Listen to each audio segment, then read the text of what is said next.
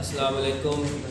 9th class chapter number 7 Sultan Ahmed mosque, इसका paragraph number 8, इसकी आज हम तशरीह करेंगे।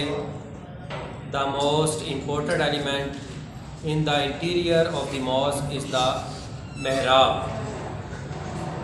मस्जिद के अंदरूनी हिस्से का सबसे अहम हिस्सा महराब होता है, which is made of finely curved marble, जो नहायत उम्दा मुनक्किश संगे मरमर से बनाया गया। To the right of the mihrab is a richly decorated pulpit. महराब के दाईं जानिब इंतहाई रास्ता मिंबर है। The mosque is so designed that even when it is most crowded everyone in the mosque can hear and see the इमाम।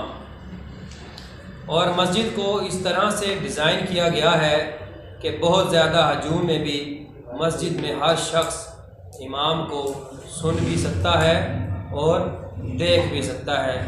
ये 8वां पैरा था, इसकी आज हमने तशरीह की है, तो इसको आपने अच्छी तरह से तैयार कर लेना है।